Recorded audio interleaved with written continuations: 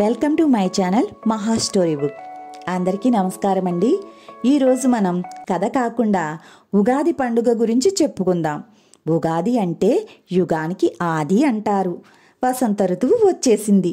చెట్లు కొత్త సోయగాలతో ప్రకృతిని హరితవర్ణం చేస్తాయి. కోయిలలు కుహు కుహు రాగాలు పాడుతుంటాయి. ఇటువంటి వసంత ఋతువు ప్రారంభమయ్యేది చైత్రశుద్ధ పాడ్యమి నాడు. మాసాలలో చైత్రం, తిథుల్లో పాడ్యమి, నక్షత్రాల్లో అశ్విని మొదటిది. అంటే ఉగాది కాలచక్రం ఒక ఆహృతం పూర్తి చేసి మళ్ళీ మొదలయ్యే రోజన్నమాట. అందుకే ఇది కాలానికి సంబంధించిన అతి ముఖ్యమైన పండుగ. తెలుగువారు జరుపుకునే పండుగలలో ముఖ్యమైనది. ఉగాది రోజు నుండే తెలుగు సంవత్సరం మొదలవుతుంది కాబట్టి ఇది తెలుగువారి మొదటి పండుగ.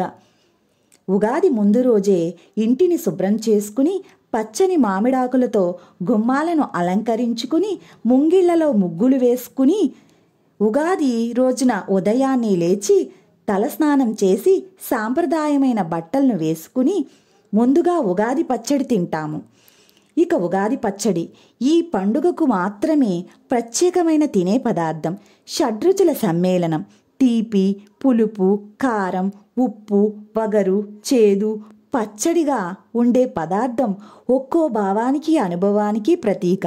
బెల్లం తీపి ఆనందదాయకం, ఉప్పు జీవితంలో ఉత్సాహ రుచికి సంకేతం, వేప పువ్వు చేదు బాధ కలిగించే అనుభవాలు, చింతపండు పులుపు నేర్పుగా వ్యవహరించవలసిన పరిస్థితులు, పచ్చి మామిడి ముక్కలు వగరు కొత్త సవాళ్లు, మిరపపొడి కారం సహనం కోల్పోయేట్టు చేసే పరిస్థితులు, సంవత్సరం పొడుగునా ఎదురయ్యే మంచి చెడులను కష్టసుఖాలను సంయమనంతో స్వీకరించాలన్న సందేశాన్ని ఉగాది పచ్చడి ఇస్తుంది.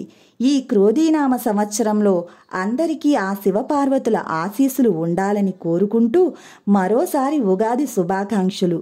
ఉగాది గురించి నాకు తెలిసిన విషయాలు మీతో పంచుకున్నానండి. మీకు తెలిసిన విషయాలు కామెంట్లో పెట్టండి, నేను కూడా తెలుసుకుంటాను. నా వీడియో మీకు నచ్చినట్లయితే లైక్ చేసి షేర్ చేయండి, సబ్స్క్రైబ్ చేయండి. ఇక ఉంటానండి.